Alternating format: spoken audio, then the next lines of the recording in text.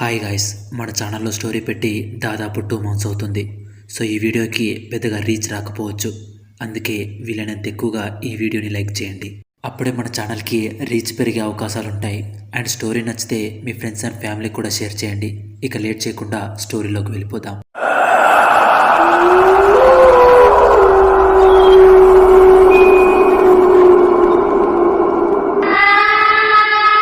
Kiran 10th class చదువుతున్న ఒక student. తను చదువులో చాలా ఫాస్ట్. ఏవైనా సరే చాలా ఈజీగా నేర్చుకుంటాడు. అందుకే స్కూల్ టీచర్స్ అందరికీ తనే ఫేవరెట్ స్టూడెంట్. తనకి ఏదైనా ఒక విషయం గురించి తెలిస్తే దాని గురించి పూర్తిగా తెలుసుకునేంత వరకు విడిచిపెట్టాడు. దాని గురించి పొద్దుస్తమానం ఆలోచించేవాడు. చివరికి దాని గురించి పూర్తిగా తెలుసుకున్న తర్వాతే సాటిస్ఫై అయ్యేవాడు. అలా ఉండగా ఒకరోజు రాత్రి 10 గంటలకి ఇంట్లో కూర్చొని టీవీ చూస్తూ హోంవర్క్ రాసుకుంటుంటాడు. ఇంతలో టీవీలో బంగ్లాలో దయ్యం అనే మూవీ స్టార్ట్ అవుతుంది. కిరణ్కి ఆ మూవీ చాలా ఇంట్రెస్టింగ్గా అనిపిస్తుంది. దాంతో హోంవర్క్ పక్కన పెట్టి ఆ మూవీని చూస్తూ ఉండిపోతాడు. అలా ఆ మూవీ అయిపోయేసరికి టైం అర్ధరాత్రి 12 దాటుతుంది. ఆ మూవీ కిరణ్ మైండ్లోకి బాగా ఎక్కేసింది. పడుకునే ముందు కూడా కిరణ్ ఆ మూవీలో ఉన్న దయ్యాల గురించి ఆలోచిస్తూ ఉన్నాడు. తను పడుకున్నాక కల్లో కూడా ఆ మూవీలో ఉన్న దయ్యాల యొక్క విజువల్సే కనిపిస్తున్నాయి. పొద్దున్న లేచాక కూడా తనకి ఆ మూవీ మైండ్లో నుంచి ఏమాత్రం పోలేదు. స్కూల్లో కూడా ఆ రోజు మొత్తం తన ఫ్రెండ్స్తో ఆ మూవీ గురించి మాట్లాడుతున్నాడు. నిజంగా ఈ దయ్యాలనేవి ఉంటాయా, లేక అంత అబద్ధమా? అసలు ఈ దయ్యాలని ఇంతవరకు ఎవరైనా చూసుంటారా? లాంటి ఆలోచనలు కిరణ్లో బాగా పెరిగిపోయాయి. స్కూల్ నుండి ఇంటికి వచ్చాక వాళ్ళ నాన్నమ్మని నువ్వు ఎప్పుడైనా దయ్యాలను చూసావా అని అడిగాడు. ఇప్పుడెందుకు నాన్న వాటి గురించి అడుగుతున్నావు అంటుంది వాళ్ళ నాన్నమ్మ. చెప్పు నాన్నమ్మ ప్లీజ్ అని అడుగుతాడు కిరణ్. అప్పుడు వాళ్ళ నాన్నమ్మ, నేను చిన్నప్పుడు మా ఊర్లో కొంతమంది దయ్యం పట్టిన వాళ్ళని చూశాను అని చెప్తుంది. నిజంగానా? వాళ్ళు ఎలా ఉండేవారు, ఎలా ప్రవర్తించేవారు అని అడుగుతాడు కిరణ్. వాళ్ళు చూడటానికి మామూలుగానే ఉండేవారు, కానీ వాళ్ళ ప్రవర్తన చాలా భయానకంగా ఉండేది అని చెప్తుంది వాళ్ళ నాన్నమ్మ. దాంతో కిరణ్లో దయ్యాలను చూడాలని క్యూరియాసిటీ ఇంకా పెరిగిపోతుంది. ఇక వాళ్ళ నాన్న ల్యాప్టాప్ ఓపెన్ చేసి దయ్యాలను చూడాలంటే ఏం చేయాలని ఇంటర్నెట్లో సెర్చ్ చేస్తాడు. అప్పుడు తనకి దయ్యాలను చూడాలంటే చేయాల్సిన ప్రాసెస్ అని ఒక వెబ్సైట్ కనిపిస్తుంది. దానిపై క్లిక్ చేస్తాడు. అది ఓపెన్ అవుతుంది. దాంట్లో దయ్యాలు కనిపించాలంటే చేయాల్సిన ప్రాసెస్ అంతా చాలా క్లియర్గా రాసుంటుంది. ముందుగా మనం దయ్యాలు ఎక్కువగా తిరిగే చోటును ఎన్నుకోవాలి. అక్కడికి వెళ్ళి మధ్యలో ముగ్గుతో ఒక స్టార్ ఆకారాన్ని గీయాలి. ఆ స్టార్ ప్రతి మూలన ఒక్కో నిమ్మకాయ పెట్టి వాటి మీద పసుపు కుంకుమ చల్లాలి. ఇక ఆ స్టార్ ముందు కూర్చొని ఓం హీం క్లీం అనే మంత్రాన్ని 1001 చెప్పాలి. ఈ ప్రాసెస్ని కిరణ్ బాగా చదువుతాడు. ఇక ఈ ప్రాసెస్కి కావలసిన నిమ్మకాయలు, పసుపు, కుంకుమ, ముగ్గు లాంటి సామాగ్రిని ఏర్పాటు చేసుకుంటాడు.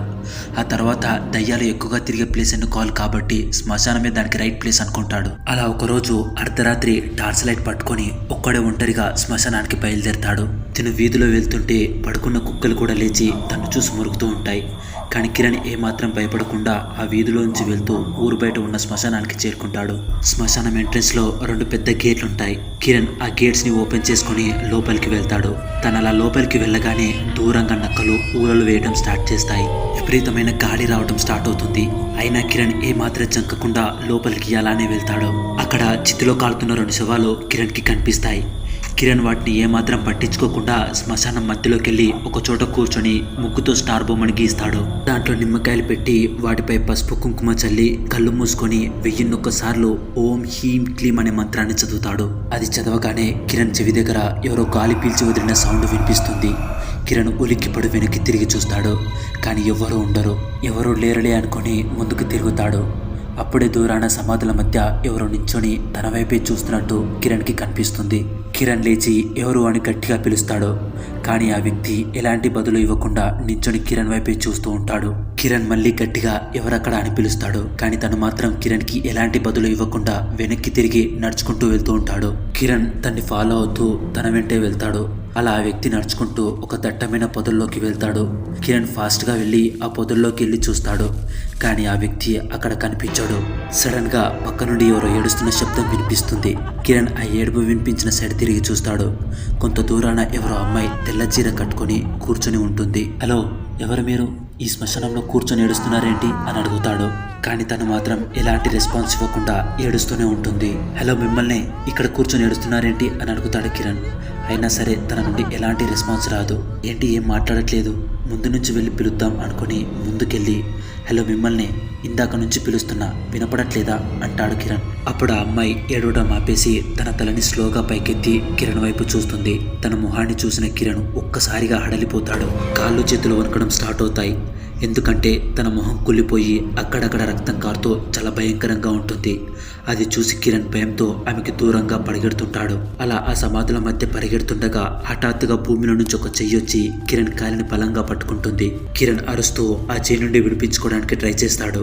కానీ ఎంత ట్రై చేసినా ఆ చెయ్యి కిరణ్ కాలిని వదలదు. మరో పక్క కుళ్ళిపోయిన మొహంతో తెల్ల చీర కట్టుకొని ఆ అమ్మాయి కిరణ్ వైపే వస్తూ ఉంటుంది. అది చూసి కిరణ్కి ఏం చేయాలో అర్థం కాదు. అప్పుడే పక్కన కిరణ్కి ఒక రాయి కనిపిస్తుంది. కిరణ్ ఆ రాయి తీసుకొని భూమిలో నుంచి వచ్చిన ఆ చేయిని కొడుతూ ఉంటాడు. అలా కొడుతూ ఉంటే ఆ చేతి యొక్క చిన్న చిన్న ముక్కలు తెగిపోయి రక్తం ధారాళంగా కారుతూ ఉంటుంది. ఇంతలో ఆ అమ్మాయి కిరణ్కి చాలా దగ్గరగా వస్తుంది. ఆ భయంతో ఆ చేతిని రాయితో ఇంకా బలంగా కొడతాడు. దాంతో ఆ చేయి కిరణ్ కాలిని విడిచిపెడుతుంది. అలా విడిచిపెట్టగానే కిరణ్ లేచి ఆ రాయిని నడుచుకుంటూ వస్తున్న ఆ దయ్యం వైపు విసిరి పారిపోతూ ఉంటాడు. అలా పారిపోతూ సడన్ గా ఒక వ్యక్తికి తగిలి కింద పడతాడు. లేచి చూస్తే ఆ వ్యక్తి ఇంకెవరో కాదు, ఆ శ్మశానంలో పనిచేసే కాపరి. ఆ కాపరి కిరణ్ చూసి, ఎవరు బాబు నువ్వు, ఈ టైంలో ఈ శ్మశానంలో ఏం చేస్తున్నావు అని అడుగుతాడు. కిరణ్ కంగారు పడుతూ అక్కడ దయ్యం ఉందని చెప్తాడు. దయ్యం ఎక్కడ బాబు అని కిరణ్ చూయించిన వైపు చూస్తాడు. కానీ అక్కడ ఏమీ ఉండదు. ఎక్కడ బాబు, ఏమీ లేదే అంటాడు కాపరి. అక్కడే ఉండాలి అని చెప్తూ కిరణ్ అనుకోకుండా కాపరి కాళ్ళ వైపు చూస్తాడు.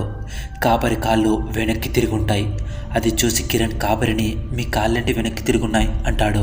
అదే బాబు, ఇప్పుడు చూడు ముందుకు తిరుగుతాయని కాపరి తన కాళ్ళని ముందుకు తిప్పుతాడు. అది చూడగానే కిరణ్ గుండె ఆగిపోయినంత పనవుతుంది. భయంతో కింద మీద పడుతూ కిరణ్ ఎలాగోలా శ్మశానం బయటికి పరిగెత్తుకుంటూ వెళ్తాడు. ఇక నేను బయటపడ్డాననుకొని వెనక్కి తిరిగి ఒకసారి శ్మశానం వైపు తిరిగి చూస్తాడు. ఆ శ్మశానంలో కొన్ని వందల ఆత్మలు కిరణ్ వైపే చాలా కోపంగా చూస్తూ ఉంటాయి.